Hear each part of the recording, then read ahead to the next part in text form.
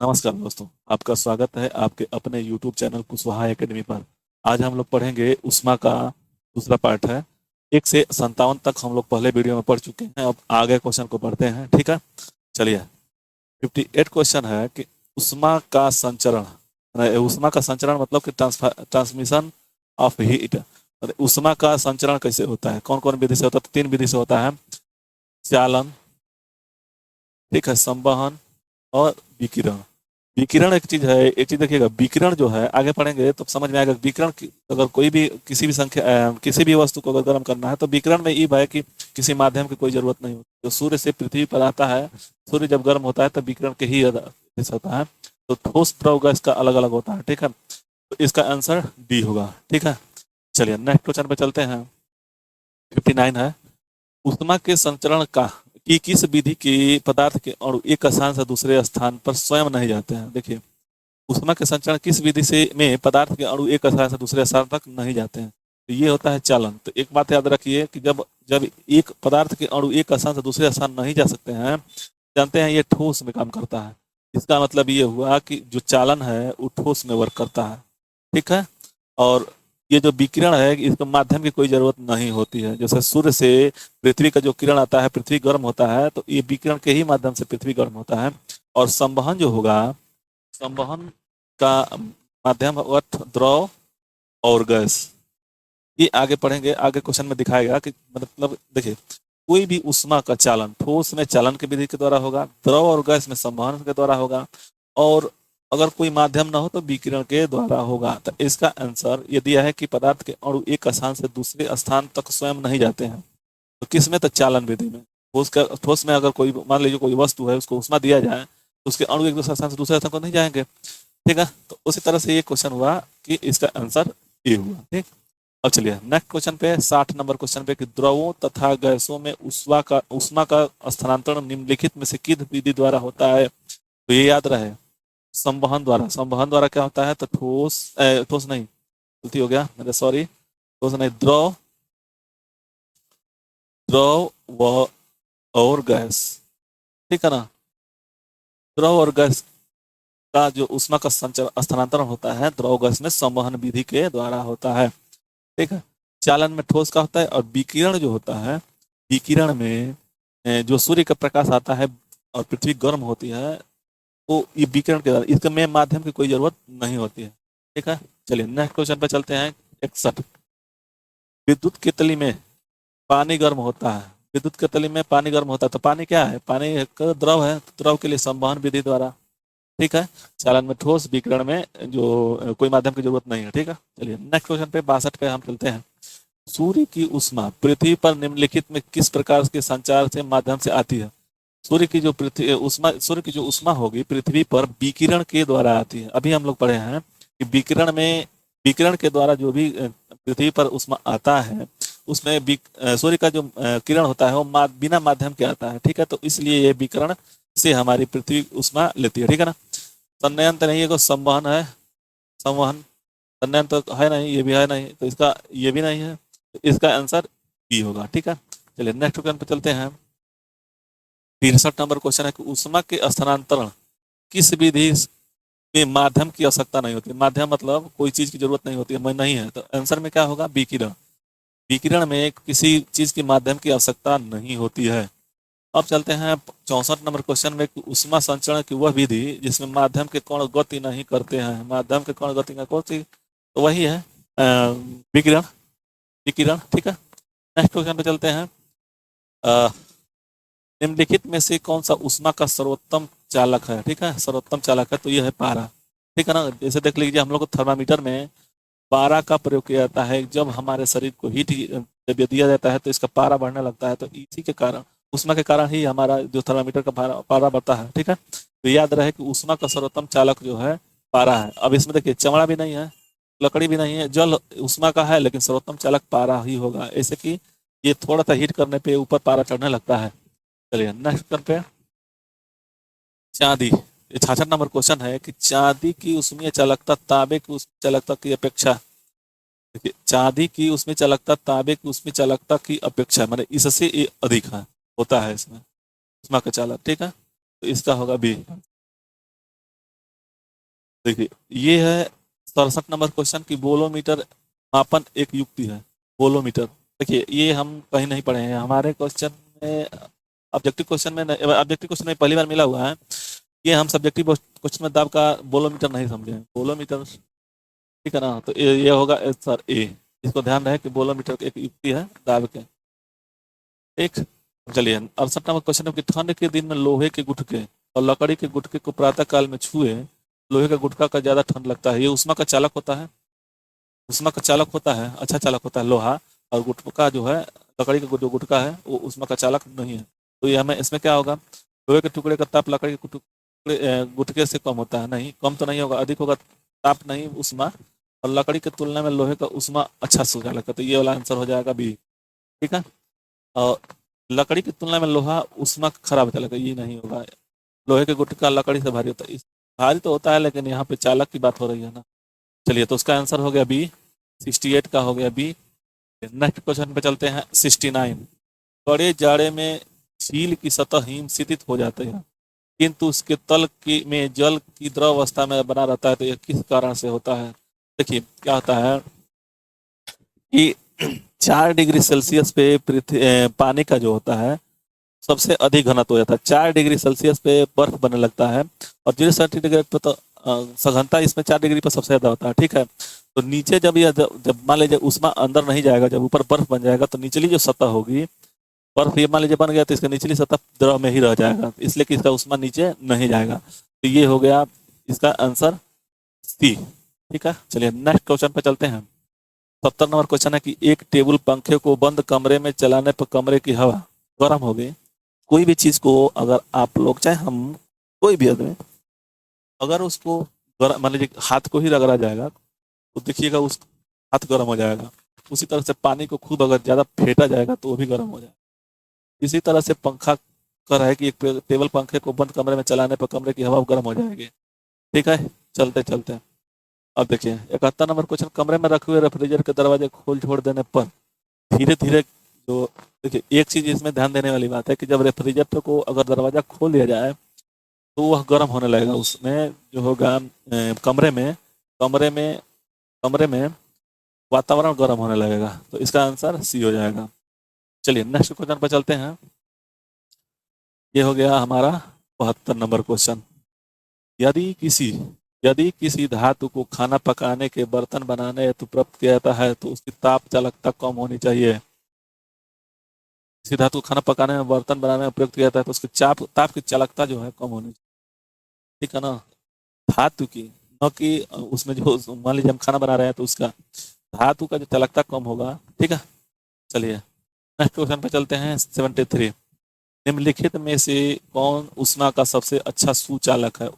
चालक उष्मा का सुचालक है। तो देखिए उष्मा का सुचालक मतलब कि ये वाला तो होगा नहीं, गर्म पानी हो सकता है लेकिन समुद्र का पानी, कारण इसमें उसका घनत्व ज्यादा होता है इसलिए। ठीक है। चलिए इसका आंसर सी हो गया।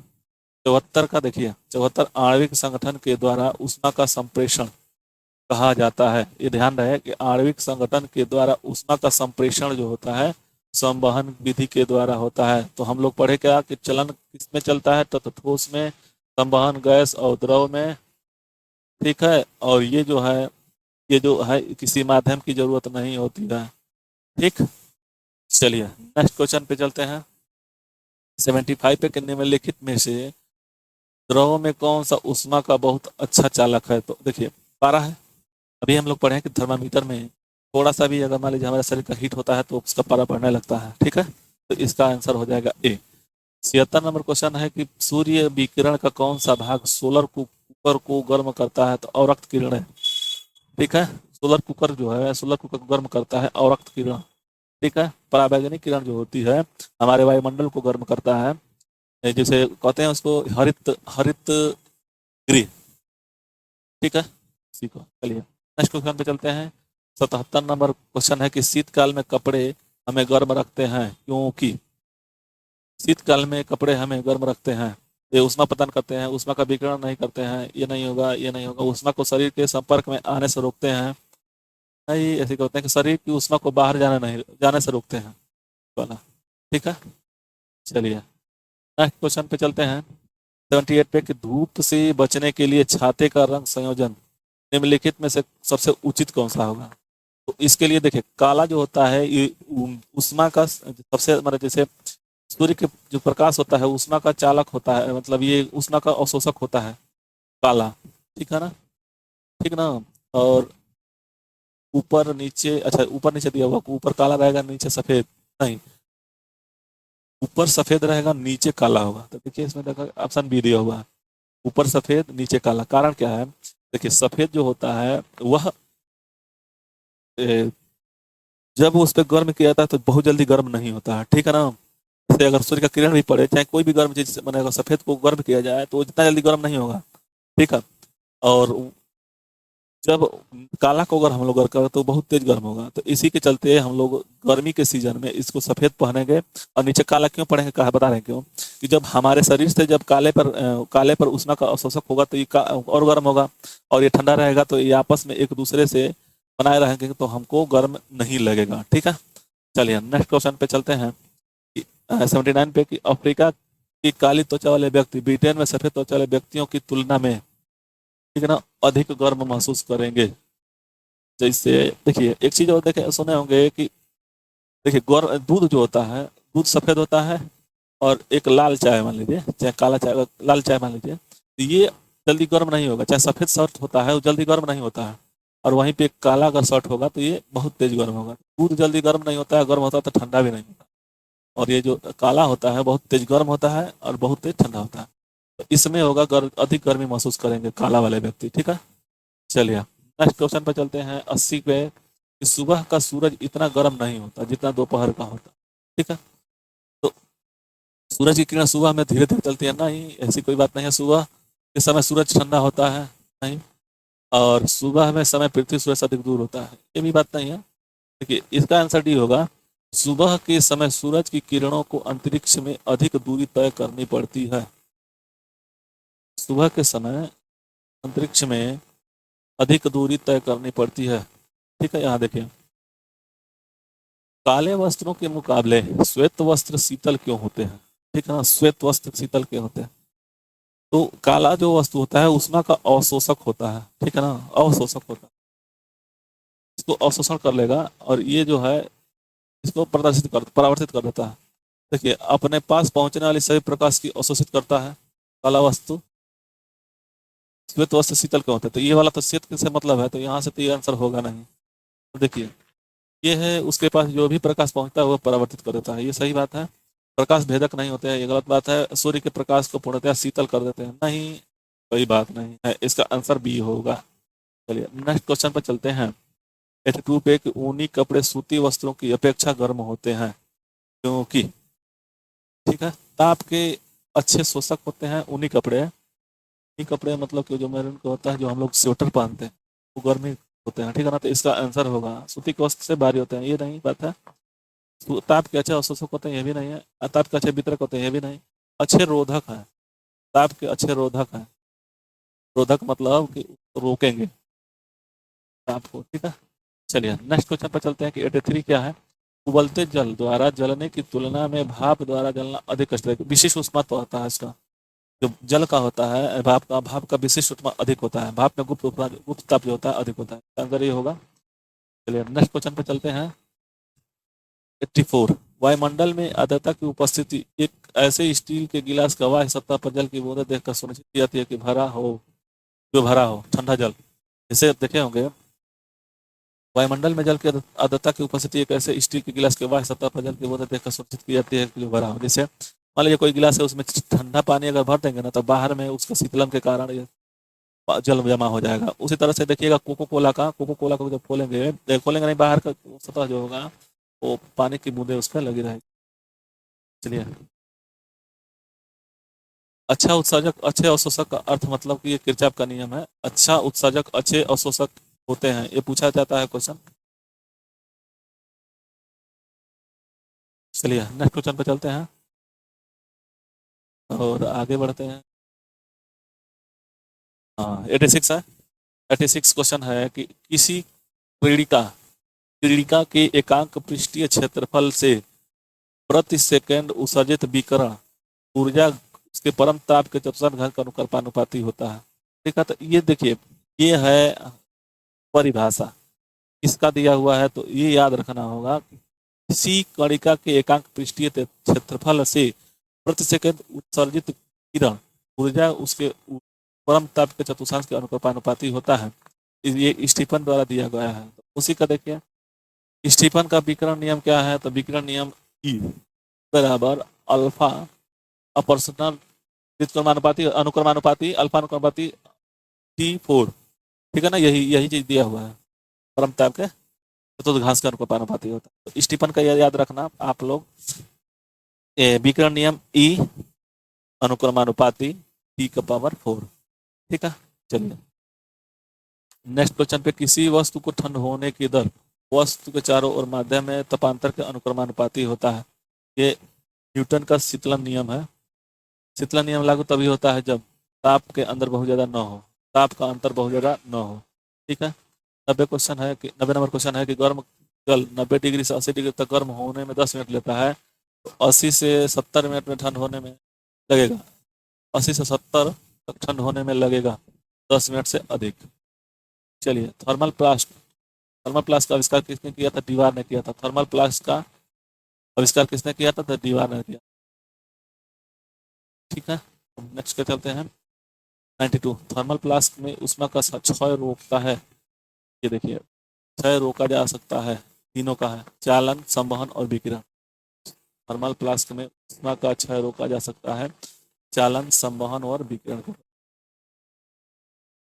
93 है कि थर्मल फ्लक्स की आंतरिक दीवारें चमकीली होती, विकिरण द्वारा होने वाले ऊष्मा हानि को रोकने के लिए, विकिरण द्वारा होने वाली ऊष्मा हानि को रोकने के लिए। चलिए, थर्मल फ्लास्क तरल पदार्थों को लंबे समय तक गर्म रखता है, क्यों चमकदार आंतरिक दीवार बाह्य वातावरण दीवारें ऊष्मा के निकट से प्रविष्ट होने में रोकती है। 95 किस विधि से ऊष्मा स्थानांतरण को न्यूनतम करने के लिए थर्मल फ्लास्क की दीवारों को कलई की जाती है, तो विकिरण विधि द्वारा। ठीक है, चलिए 96 नंबर क्वेश्चन है कि किसी पदार्थ के एकांक द्रव्यमान का ताप 1 डिग्री सेल्सियस बढ़ाने के लिए ऊष्मा, विशिष्ट ऊष्मा कहते हैं, एकांक द्रव्यमान का तापमान डिग्री सेल्सियस में बढ़ाने के लिए विशिष्ट ऊष्मा। ठीक, 97 नंबर क्वेश्चन है कि निम्नलिखित में से किसमें सर्वोच्च विशिष्ट ऊष्मामान होता है, तो जल में होता है। ठीक है, सबसे ज्यादा विशिष्ट ऊष्मा जल में होता है। 98 नंबर क्वेश्चन है, इसका 97 का डी हो गया।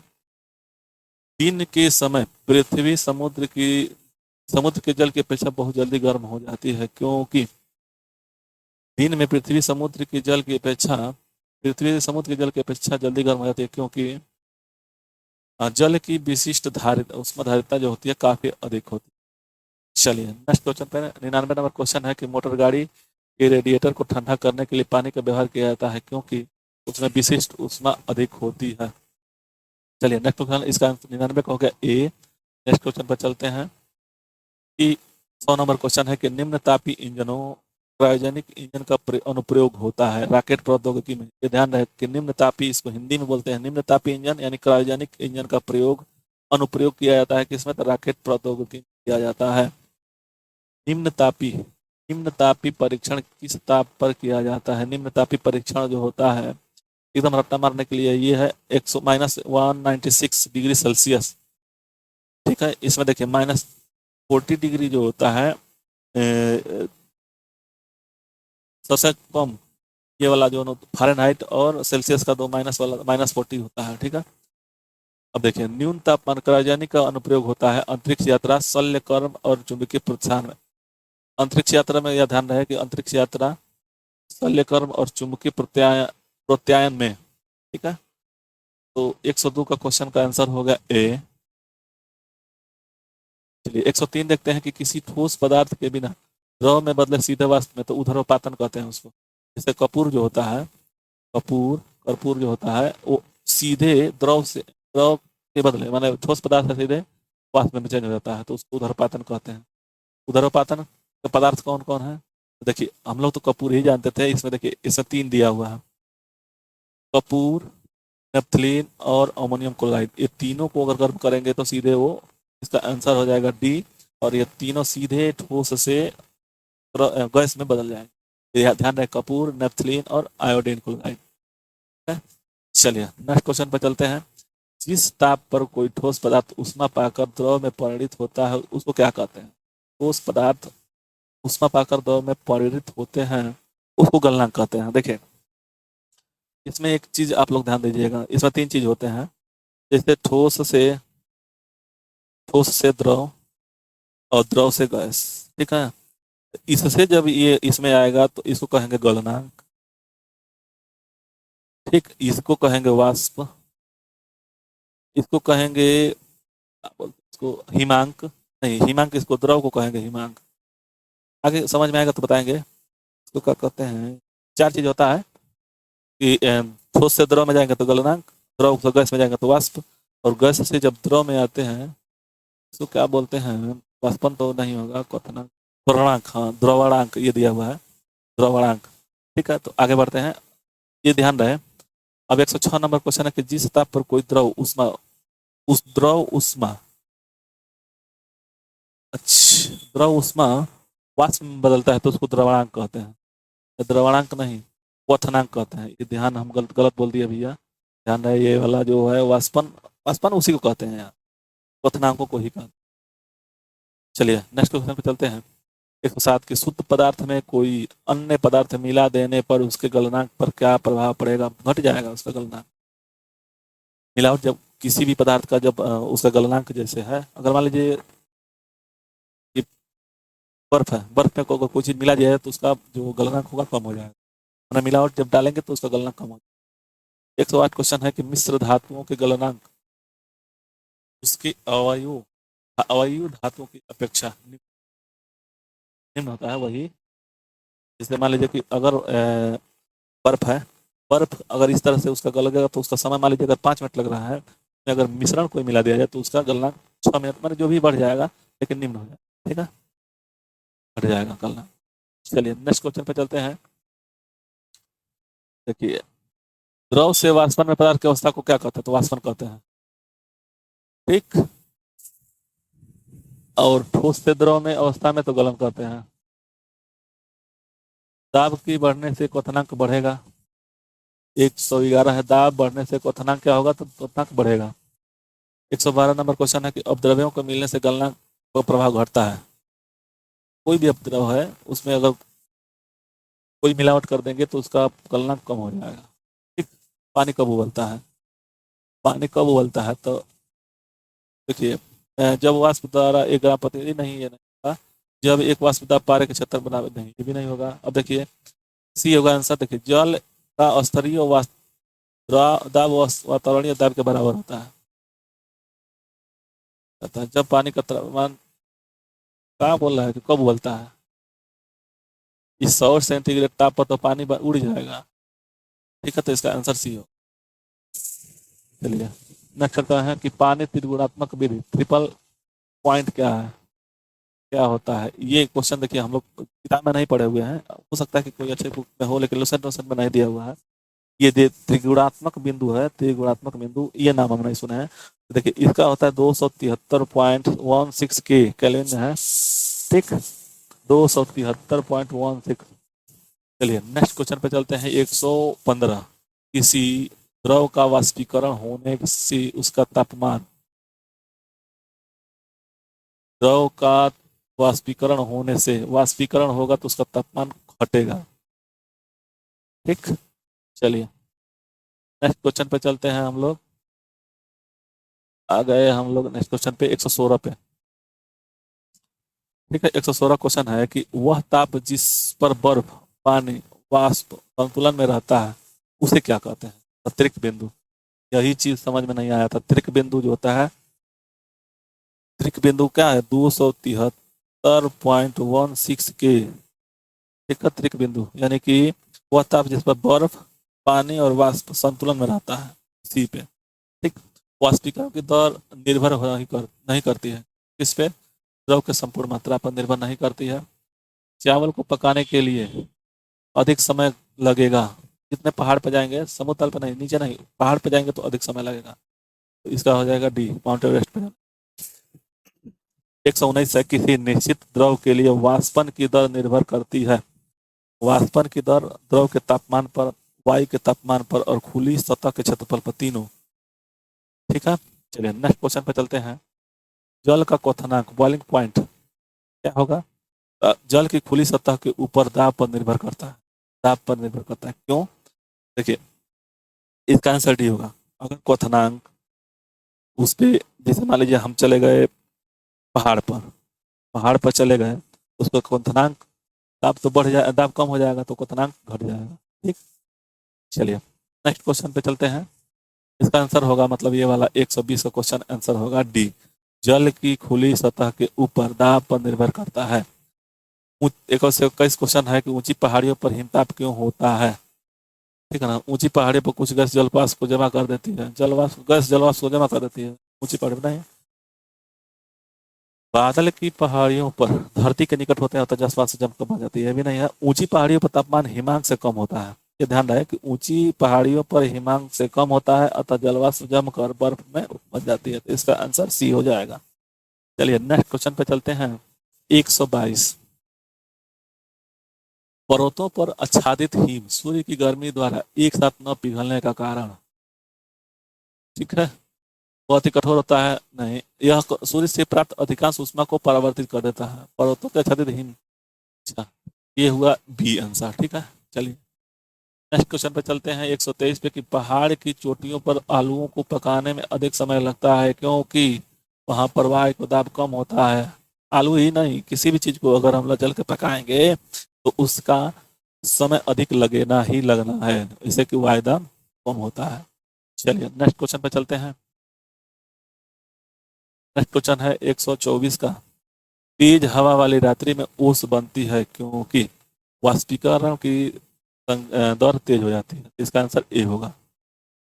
125 नंबर की ठोस कपूर से कपूर वाष्प बनने के लिए ऊर्ध्वपातन कहते हैं। जैसे ठोस कपूर को कपूर वाष्पन में बदलने के लिए ऊर्ध्वपातन, इसको क्या सिंपलीफाई क्या बोलते हैं, इसको इंग्लिश में है, चलिए याद पड़ेगा तो बताएंगे।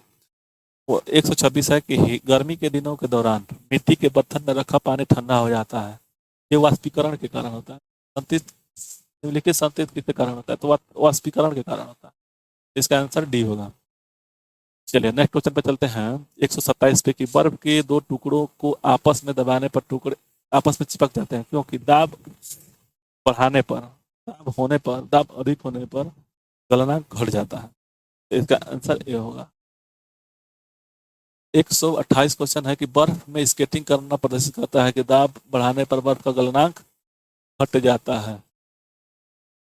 ठीक है, चलिए यहाँ पे 124 है कि जब पानी में भरे गिलास के बर्फ का टुकड़ा तैर रहा है और टुकड़े के पिघल जाने से गिलास का पानी का तल अपरिवर्तित रहेगा, अपरिवर्तित रहेगा। तो आज हम लोग पढ़े, चलिए 129 तक पढ़े हैं। अगले क्वेश्चन में, अगले वीडियो में इससे आगे पढ़ेंगे। ठीक है, तो आप लोगों को ये वीडियो अच्छा लगे तो लाइक शेयर सब्सक्राइब करें और कमेंट जरूर करें कि वीडियो अच्छा लगना है कि नहीं लगना। ठीक है, थैंक यू, धन्यवाद।